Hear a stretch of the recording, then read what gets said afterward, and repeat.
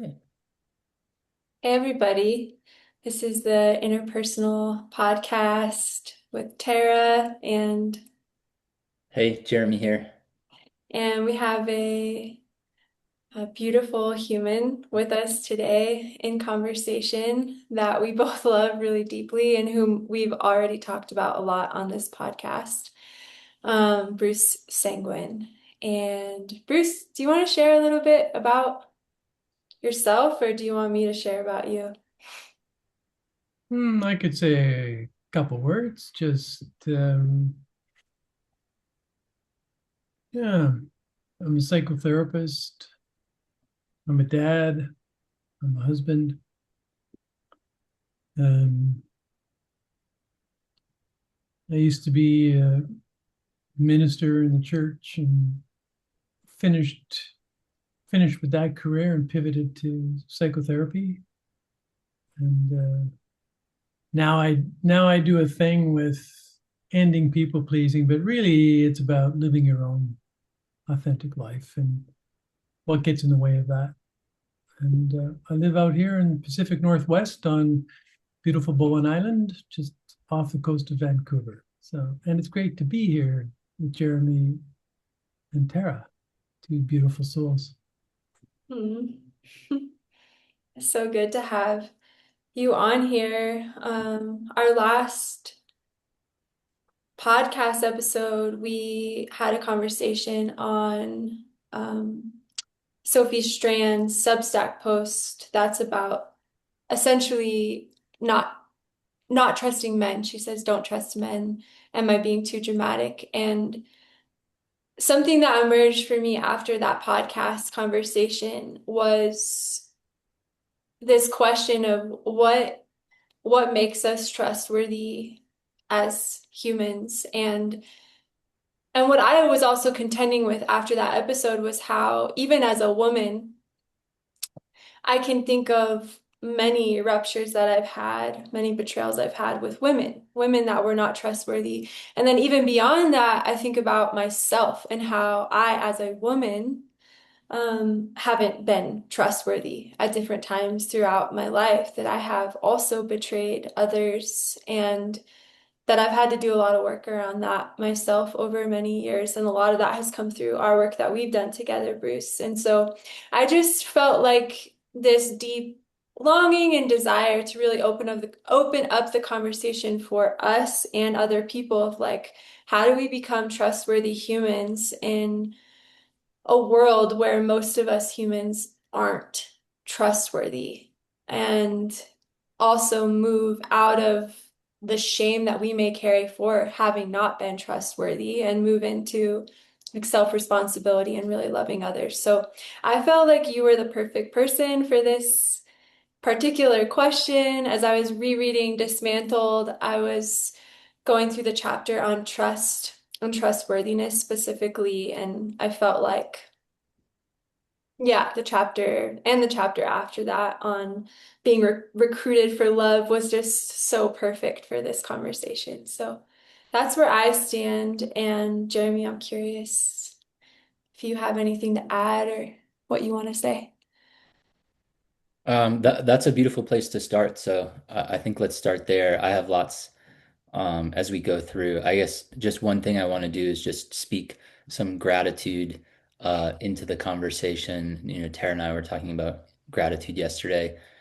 For you, Bruce, um, to just say, Yeah. it's special to be here with you, and um, it's, I think like a lot of people get something from psychotherapy. But from what I've heard and from my own experience, it's kind of rare to say, like, you've actually helped me, like go from sort of abject suffering to like loving being alive. And that's a huge thing. So I just want to say Mm, thank you and just recognize you in that way before we go into this conversation about trust. I'm mm. adjusting some candles over here. That's why I'm looking over. Yeah.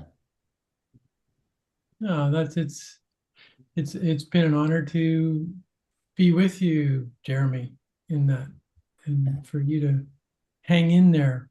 Um, you know, oh, and be willing to be in relationship over the period of time it's taken you to come back to life. And so Mm, I feel grateful as well to have been part of your journey. sweet. Thanks. Oh, I'm so grateful for you too, Bruce. And your book, it's still, when I was rereading it, I was feeling like this is seriously still, after 6 years since I first read it, one of my favorite books. Out of like Mm, three favorite books, this book, it's just so, your heart is so piercing and clear, and every word is spoken with truth. And it's very rare that I come across a book like that that doesn't like feel like it's carrying some kind of baggage in some way. So thanks mm. for writing it, and thanks for being you. And I'm really glad you're here with us. Wow. Thanks, Tara. Yeah. Yeah. So do we need a specific place to jump off from, or do we feel, Tara kind of set us up? Um, is there a place you would want to start, Bruce, or Well, I could launch a little, in terms of my own experience of yeah. trustworthiness and what does it mean to trust and be trustworthy. Um, and I refer to this in my book. I think that Tara was just mentioning that, Mhm.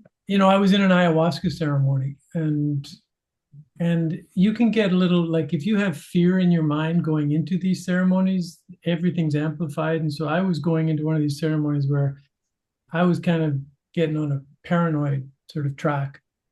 Like, who's trustworthy? Can I trust these people? Can I trust the shaman? It's like, and really going, showing me my mind.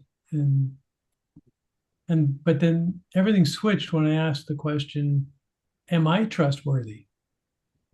And I realized, to my kind of horror, that I shouldn't be trusted. That, and specifically when I was in ego, when I was not in my heart, nobody should ever trust me. Hmm. And so it was very sobering. So the next day in the integration circle, I shared this with the group, and I basically said that. And, it's like everyone took it in. And so then it was like, what did I mean by that? That, Hmm. that when I'm in my ego, I'm not trustworthy. And I think what came to me there was that, for me, ego is an intelligent construction that is formed based on what we need to do in order to be loved, in order to belong, in order to be somebody, when we feel like we're unloved, unworthy, that we're nobody. And so we slip into that egoic personality, which basically recruits the entire world to prove to ourselves that we're somebody, that we're lovable, that we're worthy. And we'll pretty much do anything in the service of that. So the reason we can't be trusted is because we don't actually see the other person that we may be making promises to. We make all kinds of promises, whatever it takes. Like, we set up all kinds of sort of Mm.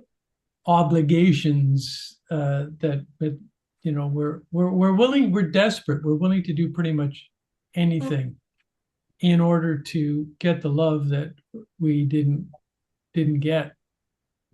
And therefore we've kind of unconsciously misrepresented ourselves by recruiting others who aren't actual others. They're just these people who are potential void fillers Hmm. that we use to substantiate ourselves, to assure ourselves that we're somebody when we actually feel like we're nobody. So the beautiful thing about the end of the weekend, was that the shaman, who's a friend now, Dave, he came to me and he said, "Listen, I've got something really important I need to ask you to do. Like, I've got like a Hmm. trunk load of medicine of the actual ayahuasca that I need to transport from where we are to Vancouver. Would you be willing to do that?" Hmm. And so, in fact, he entrusted me, uh, and reassured me that, I suppose, I had dismantled my egoic commitment to a degree where he would trust me with this sacred medicine. And that, I remember that being a very important experience because I truly was in my heart by then. I had sort of ended up on my knees, head to the ground in gratitude and humility, and was in more of a trustworthy condition than I was prior to the ceremonies. So I would say that's one thing. It's like what makes us trustworthy is the commitment, and the work and the intention to do this dismantling, this dissolution, this coming into relationship with the egoic construction that we put together for good reasons. And that until we've come into a compassionate relationship, till we can see it clearly and understand how we are being in relationship, where we've kind of exited the recruitment project of ego and are able just to make promises and commitments from our heart space. Mm. Yeah, beautiful. Wow. And clear too. Yeah. I mean, it suggests, I was laughing because recognizing the truth in it, but I mean, it suggests like a real um, veil over what, the reality is that's actually unfolding in front of us, or the experience that we're having is like, you know, very different than we take it to be. Um, and so I'm just struck by that. It's like until we do this, we're not seeing people as people, although we might like claim to be. We're relating as if that's what's happening, but really we're seeing everyone as an object of our fulfillment. It's just kind of arresting. Like that's what's really happening. Wow. Yeah, I agree, Jeremy. It's kind of radical to get that piece in itself, which is kind of adjacent to what we're talking about here. But until we can see the other as other, with, and let them be who they are without having to recruit them for anything, then it seems to me to be impossible to actually make promises that we can keep, that to make commitments, because they're not coming from our heart, they're coming from this deficit Mm. of love and a sense of belonging. They're coming out of shame, how we compensate for shame. Mm. Wow. There's all sorts of. Did you Oh, want to say something, Tara? Go ahead. well, I feel really grateful for the clarity of like what I hear in this in some sense is just like our trustworthiness comes from acknowledging the sobering truth that we're not trustworthy at some point. And then from there, that becomes the moment where we can start to take responsibility and dismantle all the survival or egoic constructions that are not our heart self or our authentic self. Um, and I feel that also as true within myself, that the more I've unwound through our work together, Bruce, like the more I've unwound all these different survival strategies, I have over time become a more trustworthy person. Mm. But yeah, the willingness to even accept. And Jeremy, you and I talk about that a lot. Like, what's the sober spiritual path? Because so much of the spiritual path can be about ascension or Mm. like getting somewhere or enlightenment out here outside the body. But the sober spiritual path being like, how am I showing up right here, right now? With the persons that are in my lived experience or the earth herself, like all beings, and getting kind of raw about the domination that runs in all of us and starting to unwind that. Mm. Mm. Yeah. And Jeremy, you were going to say something. Well, I wonder, is there anything there that you want to respond to, Bruce? Otherwise, I can. Yeah. No, I really feels true what Tara's saying that as long as we're attached to the image of ourselves Mm, as the identity that we constructed in order to survive, it's very difficult to be true to ourselves and true with others, um, because to kind of admit to oneself mm, that we're not trustworthy, for example, or that we've caused harm, that we generate suffering when we're in that egoic construction, is itself the dissolution of that personality and the loosening of the attachment to it. And it's only after that, when we really touched earth, we've landed, when we've landed there without recreating shame, right? That's the trick. It's to Mm. like when I was sharing with the group that I'm not trustworthy, it wasn't coming from a place of shame. It was like, hey, I've seen it. Like, mm, oh, ooh, ick. Like, it just was true. But it was true because I was speaking from the heart, mm. not a place of shame. Yeah. I was strong in what I was saying because I wasn't any longer identified with that image that had come apart in and through the ceremony, that had started to dissolve. Mm. Yeah, from that place, there's no problem taking responsibility Right. because, Because you are not that. right. Because you realize finally, oh, I'm not that. I'm not attached to that image of myself anymore. So you can, and I wrote the book from this space where I was quite open about how my ego functioned. Mm, But I could do that because I had lost any kind of attachment or investment in that particular image of myself. And I want to say that there are layers and there are layers and there are layers, and I'm still working through, mm. all the layers. So it's not like I've arrived, but um, I know from my own experience how tenacious that egoic construction is. So it just calls for a certain level of commitment and intention to be mindful and to be compassionate with yourself when you see it emerge again. Mm. Yeah, something that so we get into this egoic structure as a survival mechanism. That's something that could be interesting to talk about is like why does that happen in the family?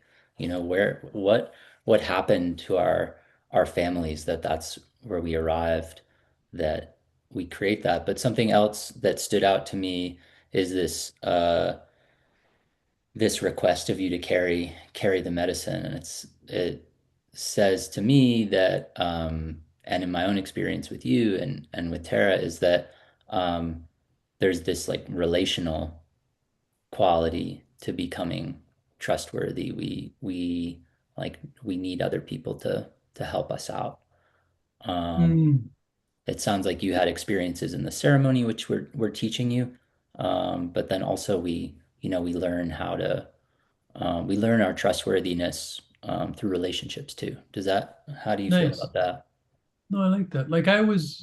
I experienced what it was to be entrusted Mm, with with the medicine. And I think that was part of the ceremony too. It was like the universe feeding back to me, okay, you know, when you're in your heart, absolutely, I'll trust you mm, with this precious cargo.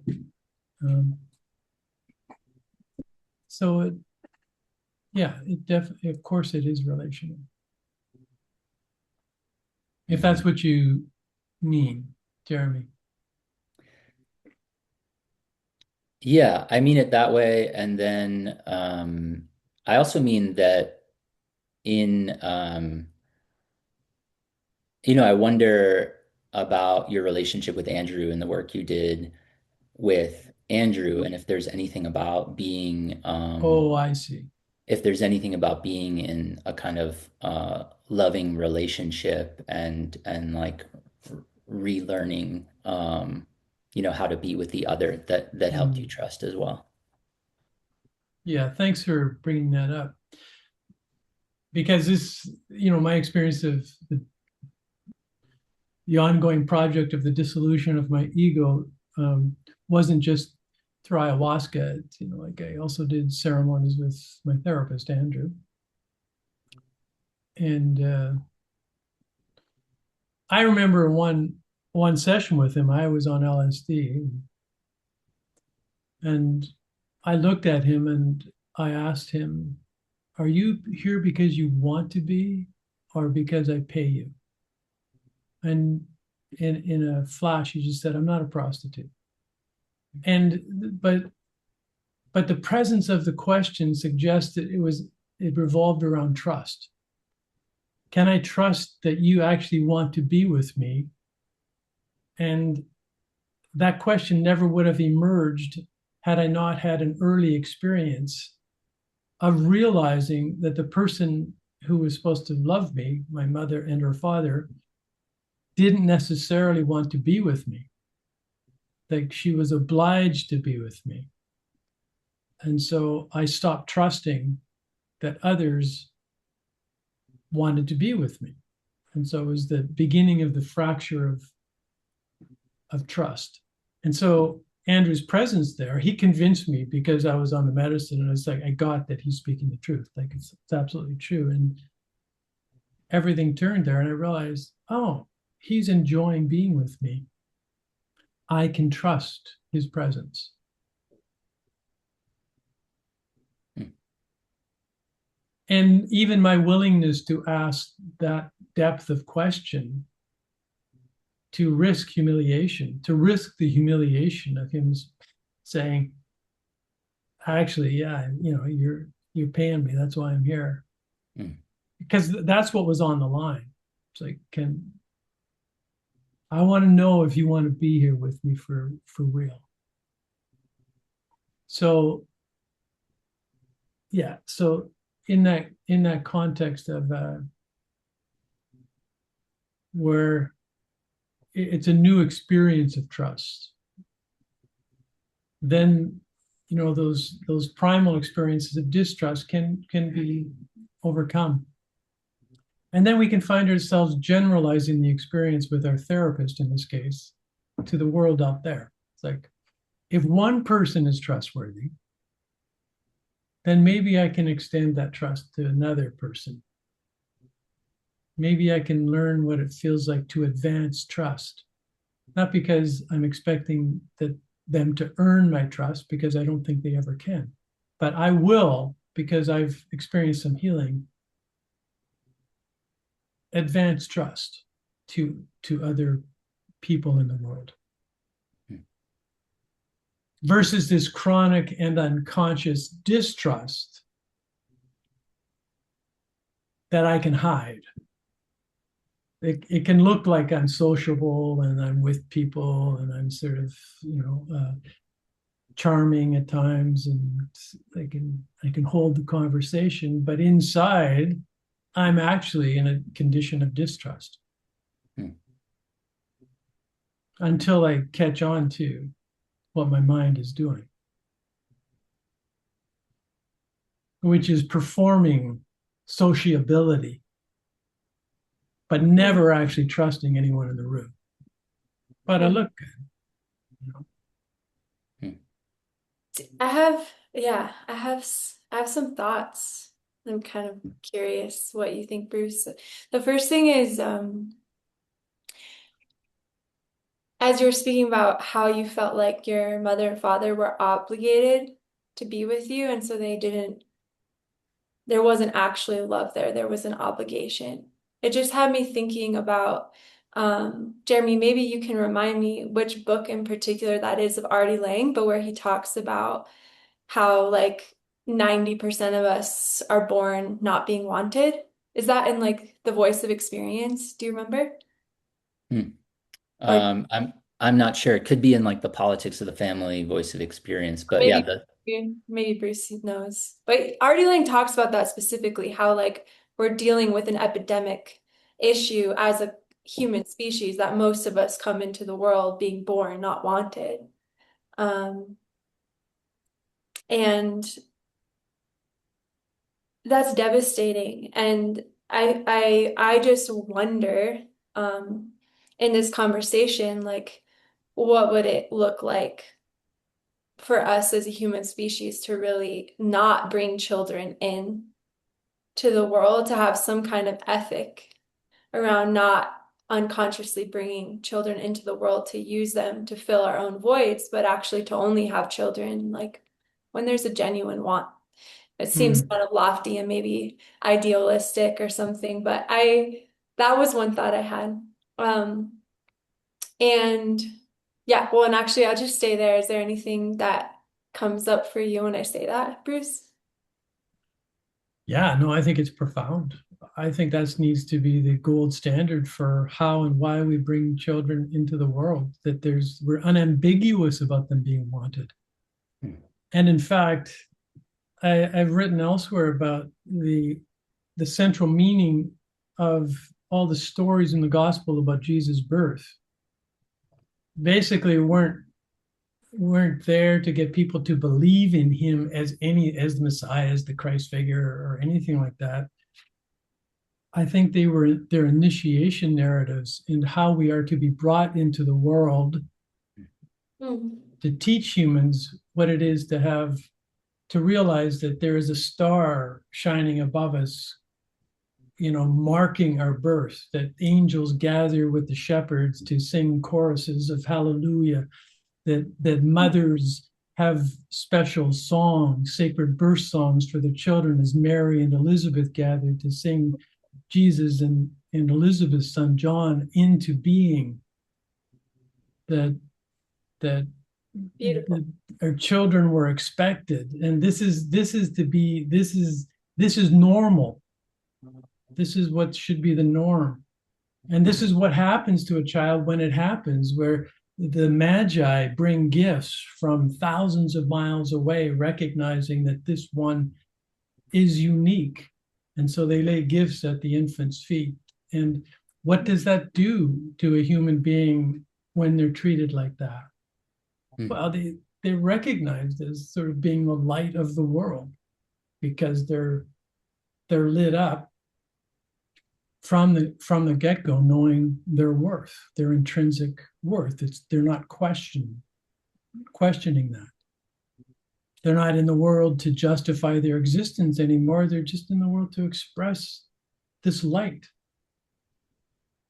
uh, this light that is in their heart, and to invite others to know what, in this case, Jesus called the kingdom of God is within you. That light, that joy, that hmm. spontaneity, that naturalness that you can trust. Wow, that's that's so gorgeous. I love that retelling of the story of Christ's birth almost as an invitation of like, I'm thinking of the Eastern Orthodox tradition too, and their perspective of theosis, which is that we're all meant to become Yeah, divinizations of Christ consciousness. And it's like how that could so easily be created in the world merely by how we're bringing children in yeah. with Hmm. this like, Starting with two parents who actually, as you say, Tara, want them. yeah, It's unambiguous.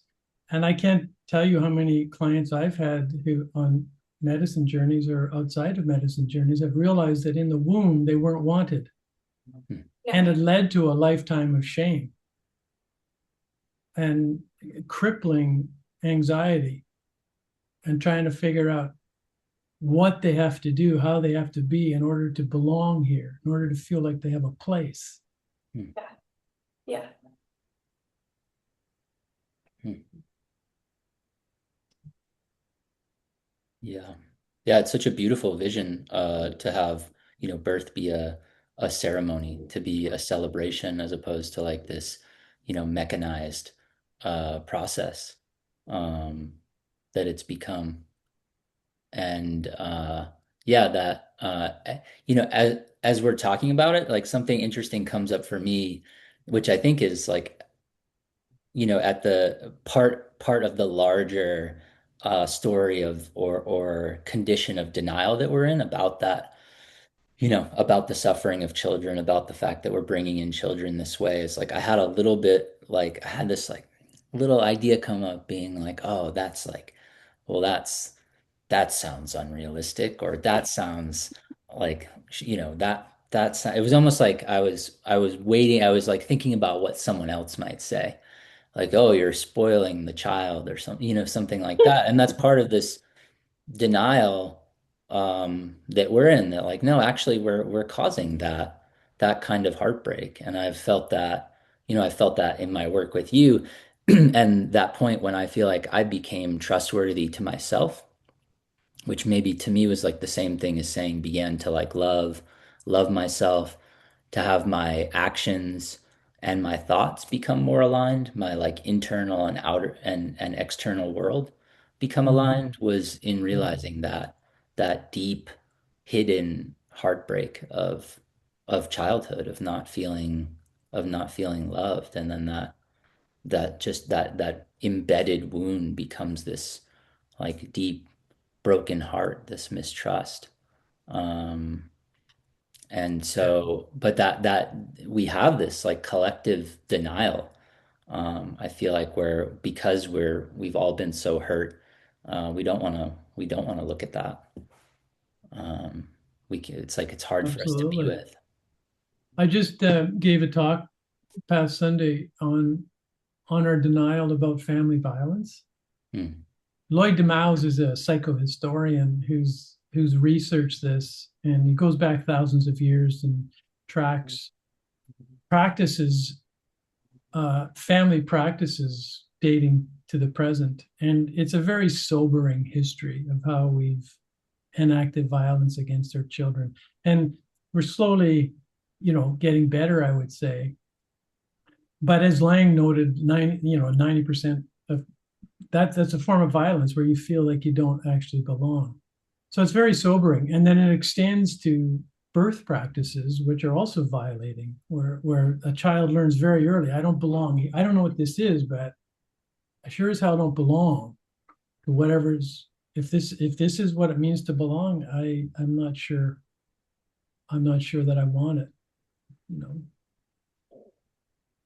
Hmm. What was the second part of what you were saying there, Jeremy, about like, or I don't know if it's the second or the first, but something was coming to me. Hmm. I don't remember, but at the moment I'm Just just thinking remind, yeah. about Wow. I'm just thinking about what you said and about induced births. And I was reading the other day about the statistics on induced births and scheduled births. And it's such a wild thing to do to interrupt the schedule of a child coming into this world through a medical procedure. Like it's normal to us. We just do it all the time, but it's shocking at the level of experience from like a convenience standpoint, from a like just the way we do things, it's normal. But from the point of experience, it's shocking. It's like uh, hard to believe. It's totally in shock. It's shocking to the infant, and you can do have rebirthing experiences where you can experience what it was like to get that chemical shot into the mother, which goes into the fetus of being induced. It's like, okay, it's like, whoa, like you're interrupted, and your your natural rhythm is interrupted from the get-go, and that pattern is reenacted through a lifetime, uh, Hmm. until we gain some kind of conscious awareness of it. Maybe the thing I was talking about is just how denial functions, and Oh yeah. and like how denial functions, and I can speak to my own experience. I'm sure Tara can.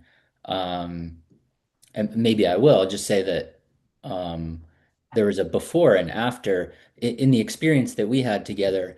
I where I realized the depth of my own pain and that my heart was just carrying this uh what was it? This kind of like intolerable pain that just everywhere I looked, that was the lens I was looking through. And when that happened, I felt like I had moved. I didn't realize like the depth of the work that we'd done, but I felt like some big stone had been moved, something big had been unearthed. And I think that was this layer of denial. Where before that, with all the work I had done, I was still in denial that I was looking for my mother's love everywhere I looked. Um, every, and this speaks to the sort of the false self or the performative self you were talking about is like not as a metaphor, but as the truth of my experience. Everywhere I looked in life, I was trying to find a way to get my mother's love. Um, and then before that, there was just this layer of denial, and so that's what I was pointing to is like Gotcha. how. Yeah, like our mind, what our mind does is it couldn't have been that bad, or other people had it worse than I did, or just come on, get your act together, pull yourself Mm, up, because it's like this happens to everybody, so it can't be that bad.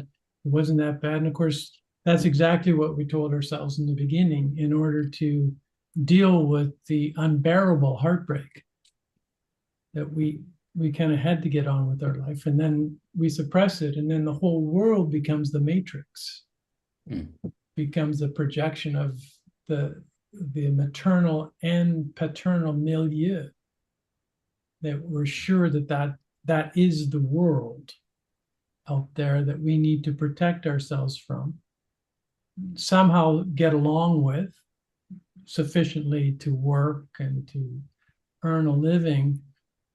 But as you put it so poignantly, every experience is an opportunity to prove that you're worthy or disprove or reinforce that you're unworthy. And mm, that's what's at stake in normal experience. mm. That's what our nervous system is contending with. And it's why we're so exhausted and we have so little energy left over to be creative and to express ourselves until we get the peace that you're describing. And withdraw the projections from the world and let the world be what it is. Mm, Okay, mm, I have a question here. So, if it's true that most of us, I mean, I would say this is true, even with Bruce, what you're saying, this psychiatrist or historian, psychologist. Oh, the psychohistorian. Lloyd DeMause, the psychohistorian. Yeah. So he's tracing that for thousands of years, we've had these domination practices in the family. If that's what most of us experience, most of us are coming in not feeling wanted. So we're then in these egoic constructions of personality rather than the heart self. If that's just true for most of us, my question here is around this. So Sophie Strand in her article, she said, "Am I being too dramatic? Don't trust men." And then she said, "Trust has to be earned." And then earlier you were saying, actually, advanced trust can't be earned. Where is like I'm just feeling this tension of like removing the projections that we put onto the world that people aren't trustworthy because that's an earlier wound, and advancing trust toward people, toward humanity, seeing the world as it is. But then also there's this quality of seeing the world as it is does mean that right now in this like evolution of our species that most people aren't trustworthy. Like I guess I'm just, do you see what I'm trying? Yeah, I see what you're getting at. But there are people who are trustworthy. You Right, just of have to find them course. Yeah. and advance trust. Yeah. Because I have to say, like, I do feel like if you're in that egoic state, nobody will ever successfully prove to you that they're trustworthy. mm, Because if you're in the ego, you're looking for what is untrustworthy and you'll always find it. And that's why when you've done sufficient healing, which is to come into a compassionate relationship with the egoic construction that you had identified with, you know, then you can choose who you trust. Mm, You don't have to universally trust the world, like, but this person is, I'm going to trust you. If you break my trust, I will close my heart again, but I yeah, won't close my heart permanently like it did then right. to survive. I will find those who follow through on their promises to me, not to mistreat me, and those will become my friends. Yeah, beautiful. Yeah. Yeah. We sort of accept the from that egoic or wounded place. We kind of need to make uh, a breach of trust is devastating because it reminds us of that early one, right? So we need to make everything safe. It's like you need to prove you're trustworthy, you need to prove you're trustworthy, you need to, or it's completely intolerable. And what I'm hearing, I think, is like actually we accept that that life isn't safe. It doesn't mean that's okay, that people are raping, all that, right? That's not what I'm saying.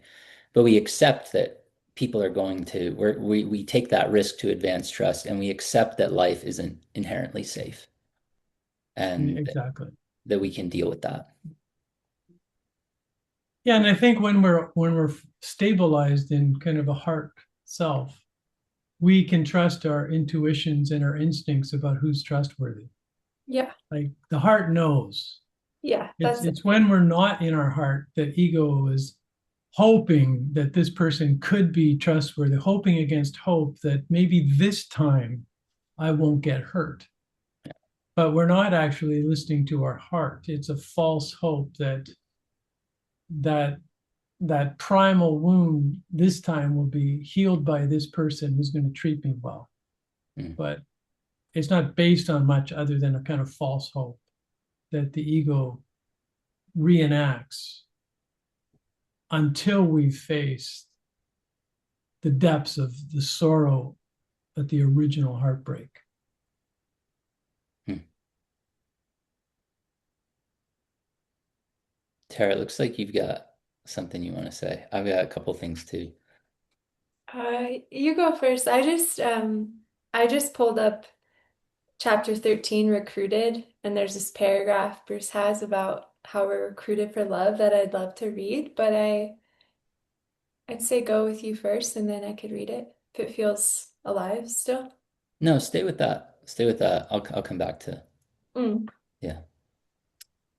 Yeah, I love this paragraph. Bruce, you say the universe is in the recruiting business. We are being recruited for love. That's what is revealed to me when I'm in the medicine.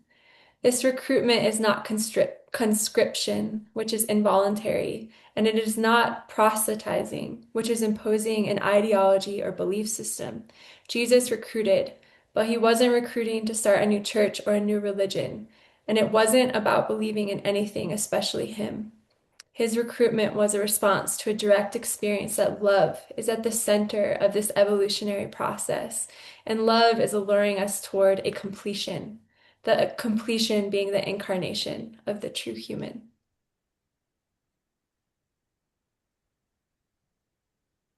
Always weird getting stuff read back to me that I've written because I forget that I've written. Yeah. If that was somebody else, I would go, that's beautiful. Well, I like that. It's beautiful. Yeah.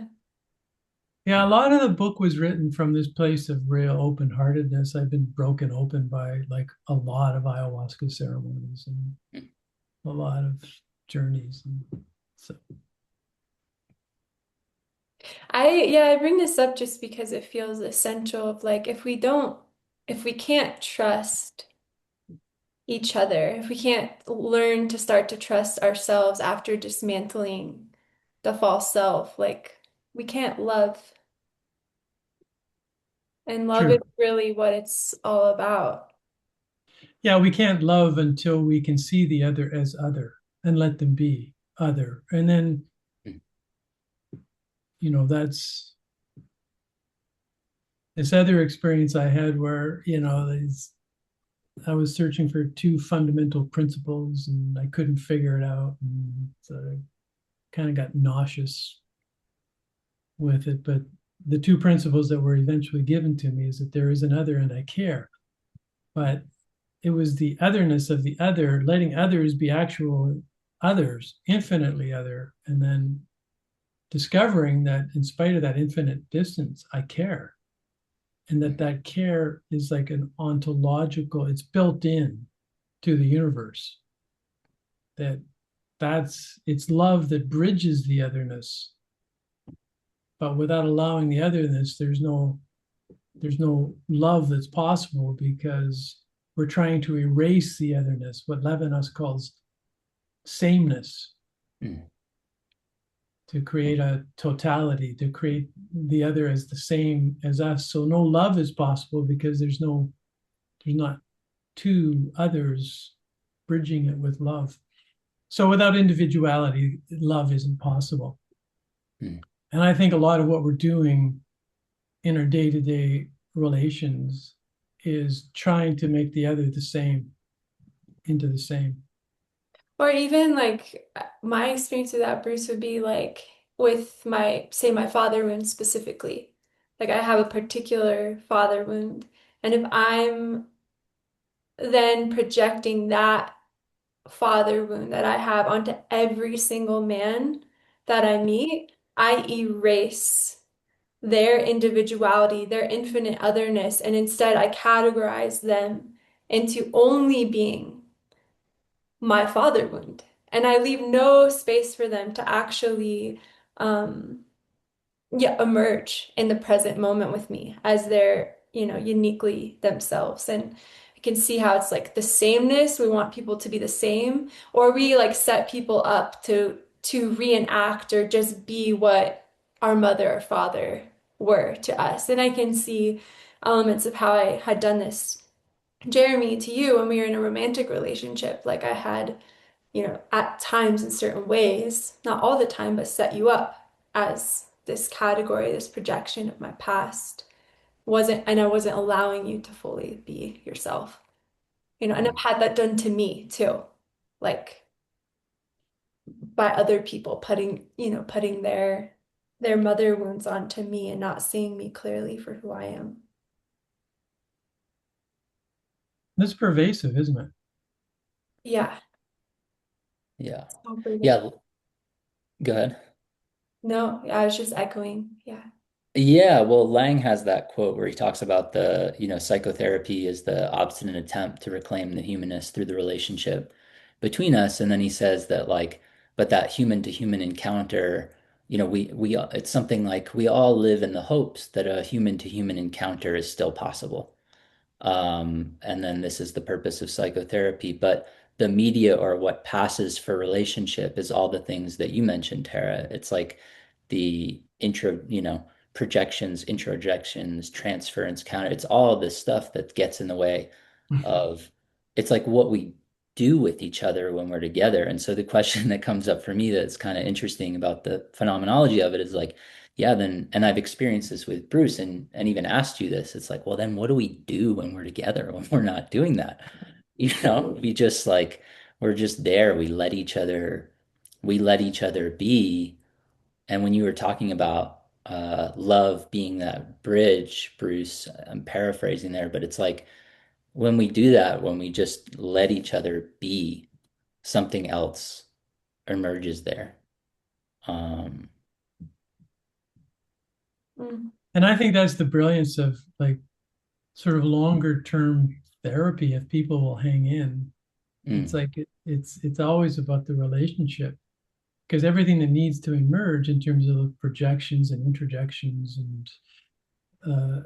and transferences and countertransferences are all in the service of clearing away the debris so I can see you and you can see me and we can know what it is to treat each other well finally and then then go out into the world and know what it is to see the world for what it is and then treat the world that way. But in the absence of, at least the therapeutic relationship is one vehicle, one medium. If people are willing to hang in there and realize that it's not about techniques, it's not about methods, it's not about imposing your map onto me or mine onto you. It's about hanging in there long enough in the relationship that all those things are going to emerge, and you can slowly remove what's between us, what's getting in the way of us feeling each other, seeing each other, letting each other be, and discovering love, like is is always already present, Hmm. and allowing the love flowing both ways. Hmm. Yeah. Yeah, it's so true. It's so common in our current healing world to just sort of trade out therapists, techniques, modalities, trade out therapists as if they're like an object, like, oh, just go find someone else. And I did that. And but there, I will say there was something about you, Bruce, when I read your book Dismantled, and then I chose you as my therapist. I was like, oh, he's doing the real thing. He's about love, and that's what I'm actually after. I'm not actually about, like, I'm not trying to fix myself. On a deeper level, I could just feel that. Um, and there's so much learning that comes through like a long-term therapeutic relationship that, yeah, absolutely just cannot arise in 6 months or a year, which is even what insurance companies tend to like. Like you see someone for a year, and it's like, well, actually, not that much gets done in a year between two people. It's true. I think there's a place for all these different modalities of therapy and for coaching and all of that. And I'm not Yeah. denigrating any of the other ones, but there's something special that we're losing in our culture about the long-term relationship of doing psychotherapy. And people increasingly show up treating a therapist like the object that they're paying money for. So what did I get in this session? Could you just summarize sort of what I got in this session for me? And then you can practically see them going, well, was it worth it? Was it, it's like, so it becomes very transactional. I think this is a reflection of what's happening culturally, societally, in terms of the sort of turning subjects into objects, sort of the capitalization or the sort of the downside of sort of the capitalist um, worldview. Hmm. There are positives about the capitalist worldview, but one of the downsides is that everything is, how do you serve me? Everything's turned into an object Hmm. or my consumption. Hmm. It's so different than what's going on in the relationship. Hmm. Yeah. I have a passage I want to read that I feel like serve that. This is from p part of that. I feel like I don't want to go maybe too far down this rabbit hole, but it's something I was thinking about this morning, which is the relationship to what we're talking about, disconnection and the scientific materialist point of view. This whole idea of objectivity, um, and and so this is from The Voice of Experience. Um, and Lang says a personal bond cannot be seen by being looked at by a look that cuts off the personal connection between looked and looked at. The scientific look is no act of communion. The very idea of a sacrament of the present moment is scientifically worthless nonsense. It has no objective existence, therefore it has no epistemological value. Whatever shadowy existence it may guardedly be granted has no real existence in objective time and space. That is as much as to say, we have been abolished and can only wait to be demolished. Wow. So it's like what you're saying is, this thing we're getting in psychotherapy is actually this like sacred communion. Yeah. And instead we end up looking for this The some takeaway. The some takeaway. the takeaway. What's Yeah. my takeaway? Yeah. You know, it reminds me, Jeremy, what you read of Barbara McClintock, who was a Pulitzer Prize, no, a Nobel laureate winner. She was what was she? Geneticist. Mm. But she spent like a decade studying corn kernels. She was looking at the corn kernel, the way, scientific objectivity, looking at, probing, dissecting. And then she said, what if I changed the model? And I actually came into relationship with the corn kernels. And at that moment, everything changed and the corn kernel gave itself up. Mm. It revealed all its secrets to her. Mm. It's a beautiful story of Mm. what happened when she shifted the paradigm to one of relationship with the corn Mm. versus dissection, objectivity, and the corn withholding itself when it knows that that's what's happening. Mm. Yeah, that's a totally different way to experience the world. Um, And maybe that's what we learn to do too in context of violence early on, is that we learned that it was smart to withhold. mm. We don't want to be probed. I think so much of what goes on in childhood is that it's just like we're we're we don't let children just be. We're probing them, we're molding them, teaching Mm. them this, we're teaching them that, but we're not like being with them Mhm. to discover where's your adventure taking you. Mm. So so we're not drawing it out of the children. We're trying to probe. And even, I remember once I noticed about Andrew, who's my therapist, I said, you very rarely ask me any questions. And he told me the story. I think it was Simone de Beauvoir said that she refused to answer anybody's questions of her because the person who is questioning puts themselves in a position of dominance over. Mm.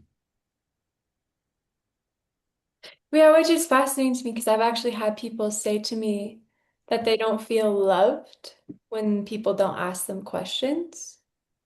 But it's almost like we've been so conditioned to like need to be like it's that probing or like asked or pulled out.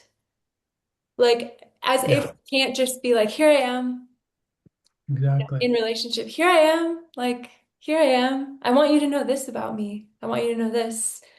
And then and maybe there's this spontaneity too that can come of like, I want to know more about this thing with you. Like maybe there is also that place for questions. Yeah, I'm fascinated by you. Like, what's like, Yeah. Mm. yeah, when you watch, for example, we have a 3.5-year-old. She doesn't need to be drawn out. She is always revealing herself. She's basically saying, this is who I am over and over and over again. And if you track who she's telling you who she is, then there's no shortage of conversation. Mm. That's Like, beautiful. and I think we learn to withhold ourselves. And certainly, in this domain of people pleasing, the reason we people please is we precisely don't want to reveal ourselves. We hide, we become invisible because, Mm. for the reasons that we're talking about. Yeah. And we tune into the world of the other to give them what we imagine they need, but we won't reveal ourselves for fear of shame and humiliation. Yeah. But if you create a milieu like McClintock with the geneticist, where you just become, you know, curious, or you create a space for someone to feel like, okay, I can come out now. Like, people do it. Corn does it. I feel Yeah. like oh, go, Jeremy. Well, and then this comes back to this question of trustworthiness, which is that if we've dealt if we've if we've dealt with that egoic structure, then spontaneity is what's trustworthy. Um, our Totally. spontaneity is trustworthy, you know, and it's creative, it's spontaneous, it's like the earth kind of, you know, growing in all kinds of generative directions. And I wanted to put a little like practical piece on it, which is for people who are thinking about like, okay, how do I do all this? And I think you pointed to it. It's like as a therapist, you like treat that kernel of corn as a with like curiosity and like let that one be and reveal itself. Um, like that's what's happening. Yeah, absolutely. I did want to ask one thing about that, which is it seems that as part of that, it may be not true for everyone, but there's a lot of grieving that needs to happen and a lot of like pain that at least that was my experience that needs to be felt before um, arriving at a place of feeling trust in life. Hmm.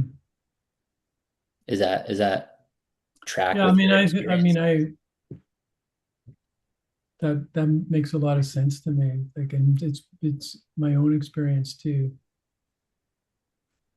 That when we break through the denial, we land in our bodies, feet on the ground. We realize that a lot of the reason that we've been withholding, distrustful, is because what's waiting to come out, which is authentic, are a whole lot of feelings that were unbearable at the time. So we feel like we can't feel those and survive. So until we find a context where we can feel those feelings and realize, okay, they're not going to destroy me, then and often what's there is just the original heartbreak of having to betray oneself so early in life, Mm, having to having to abandon one's true nature, one's spontaneous, natural way of being in the world, one's gifts, even one's sense of humor. You know, it's like we just learned that we mm, can't trust that. And so maybe this is another dimension, is what we learn we can't trust is ourselves. We can't trust our instincts, our feelings, our sensations. We can't authorize our own experience. We can't trust our own experience of life. So Mm. we end up abandoning ourselves, which is the tragedy, which leads to the deep grief of, I was here to be myself, right? I'm here to express myself, and I've given decades to not being that mm, because I necessarily had to betray what was most true to myself, because in the sharing of that, in the revealing of that, I was shamed, humiliated, punished, or abused. mm. So we had to figure out, okay, well, who do you need me to be so that that doesn't happen? And that can lead to a lifetime of exile. Then when we stop doing that and we want to do this work, it's like, then what awaits us is grief. Like, shit, shit, man. Like, I remember coming out of the ayahuasca maloka one night. I was crawling on my hands and knees because I couldn't walk. But the insight had just came to me. My life hasn't been my own. Mm.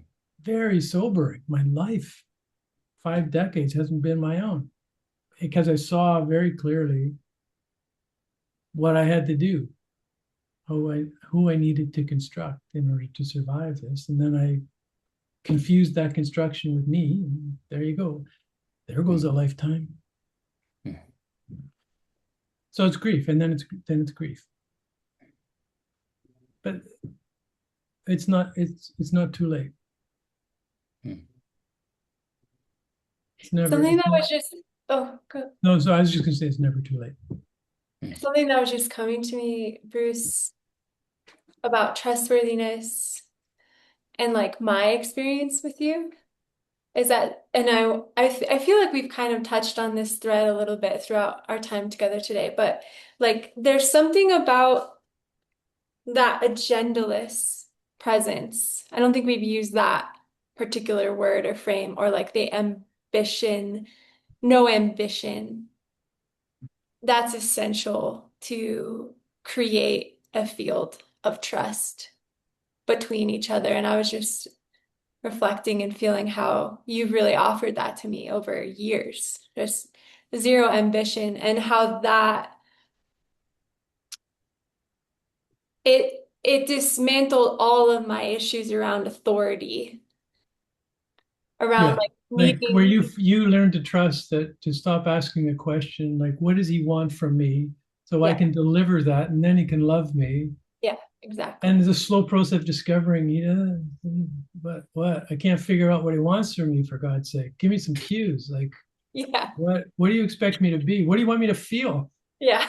What words would you like me to use here? Like, and then there comes the realization. It's like, oh, hmm, I there's no ambition for me, which is Exactly. part of the trick of sort of being a therapist. You can, if you have ambition, even if it's not conscious, people will figure out what you want.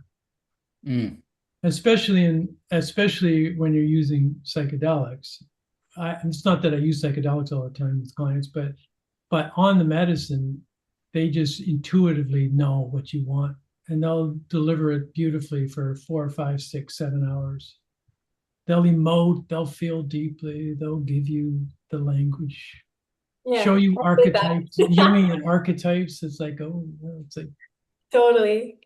and it's basically just a reenactment of trauma. Mm. Yeah.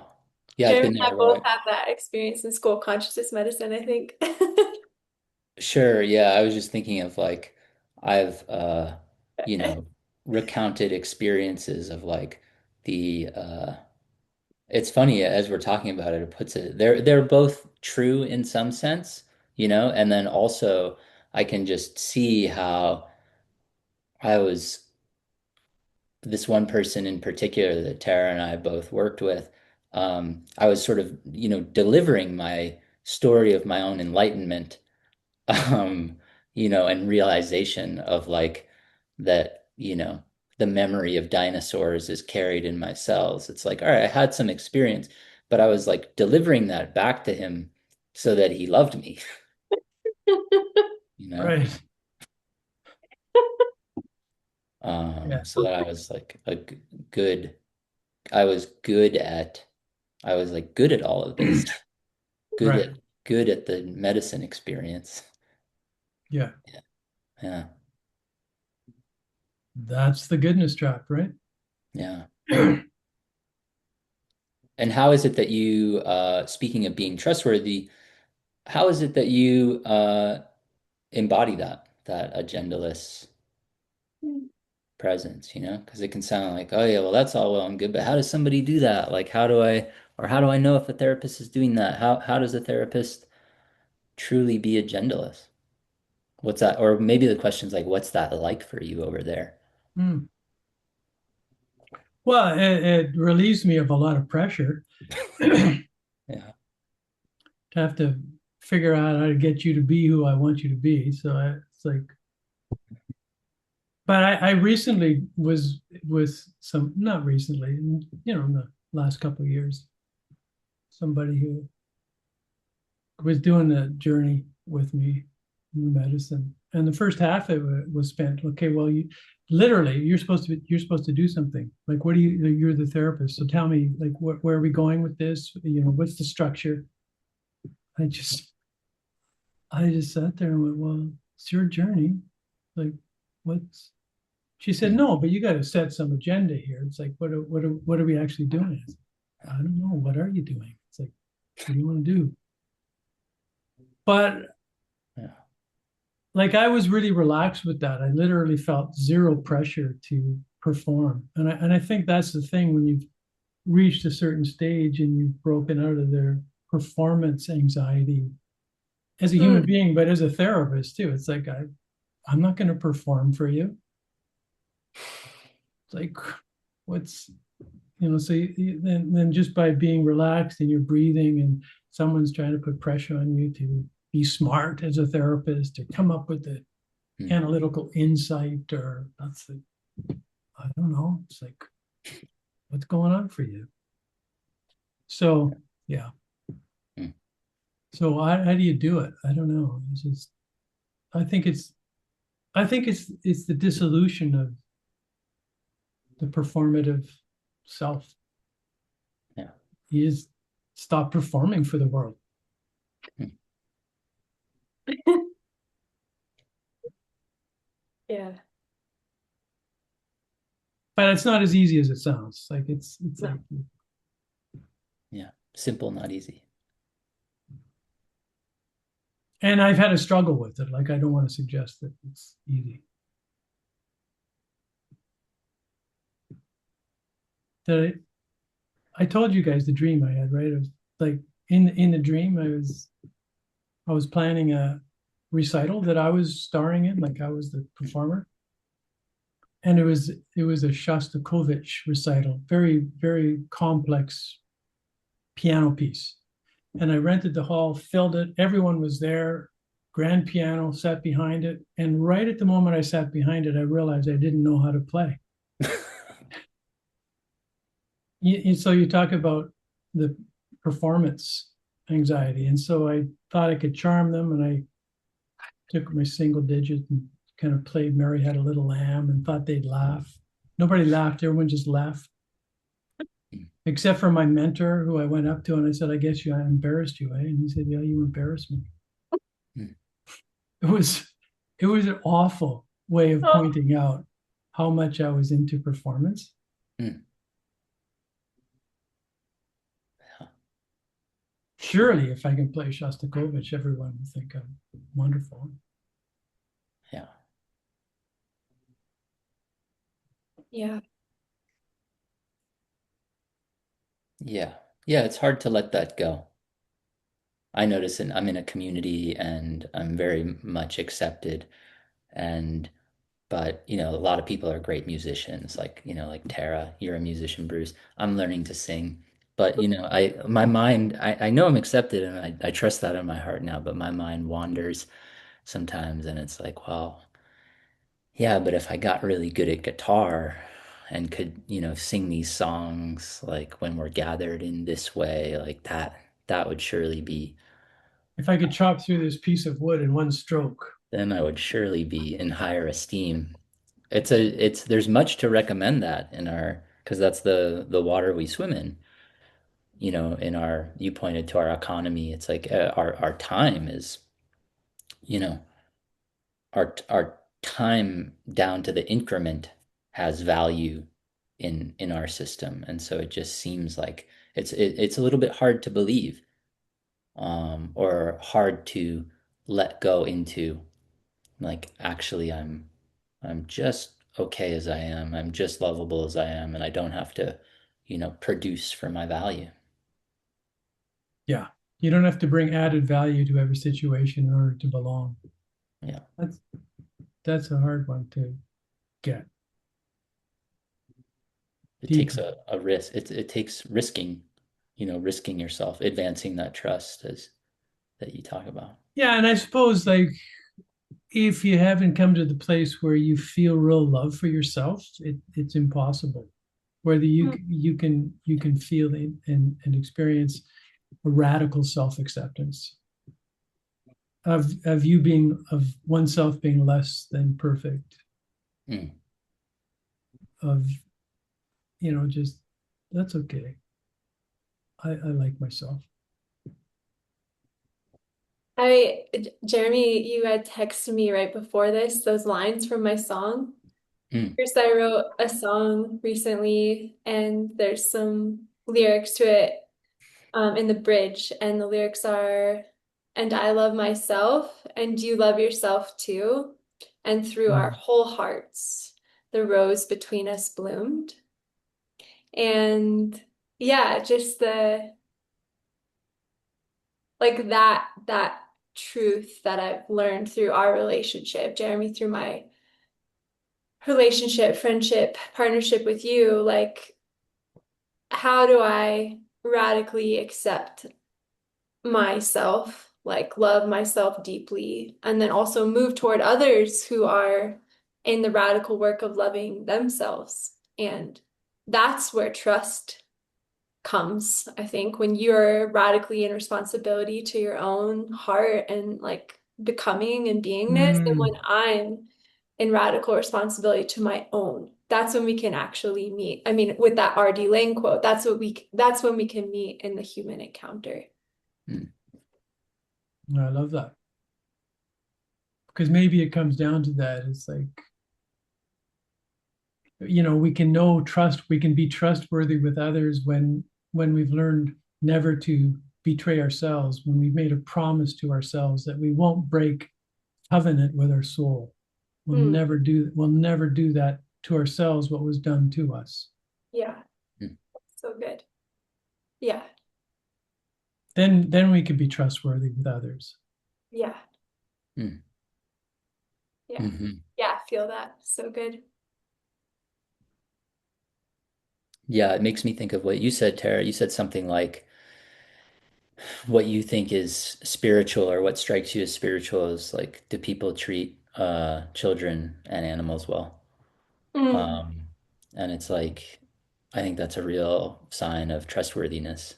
Is like, are you gentle with animals and children and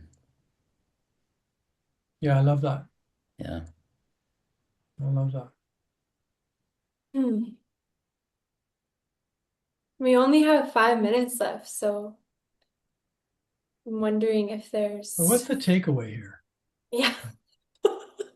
Yeah. Let's summarize. Um, Bruce, do you I have don't, anything else you can give us here?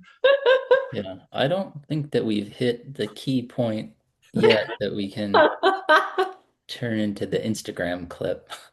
Yeah. Um, So what's the IG reel here? Maybe we could end with like, yeah. Bruce, could you give us more, please? You're not quite finished with the performance. Just a little tidbit, just a little bit would be great. Oh my It's been God. okay so far, but like just maybe they top it off the cherry on top. It stresses me out even as you talk about it. It's so much pressure. Well, Ah. I was in a little bit of a performance for the first like part of this. I was just nervous. You know what I mean? I was like, uh, finals week and work came in a little bit like, so I'll just say it feels like one thing I notice. Here's a takeaway. It feels good to relax more with you two, and just hmm, be spontaneous, be together. I've really been thinking about that. I mean, I think you said something like this, Bruce, in your book, and in person, contact, not content, yeah, you know? yeah, that's it, right? Yeah.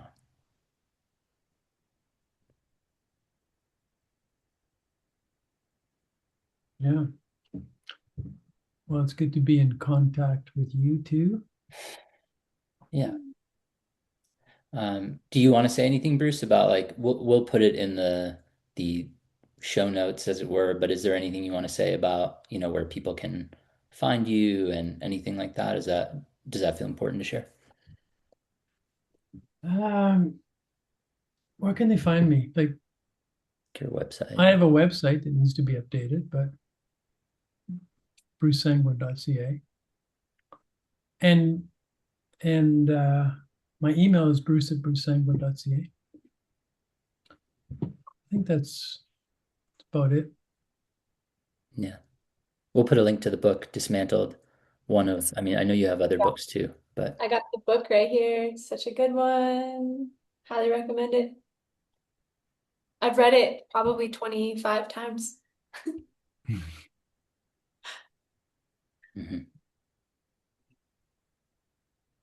Hey, Chrysanthemum. Yeah. Well, thanks for making time, Bruce, and thanks for speaking with us. You're our first guest on this new podcast, and yeah, I hope you'll come back to have conversations in the future. Let's And do we it. I'm honored to be with you. mm, thank you. Yeah, it's good. Bruce had to be the first one that we interviewed, Jeremy. It Yeah. just wouldn't make sense for anyone else to be the first one. Uh, Yeah, we well, love you a thanks, lot, you Bruce. two. Yeah, I Mm. would love you. Love you Okay. too. Well, we'll sign off there. Yeah, have a beautiful day, you too. Okay, bye.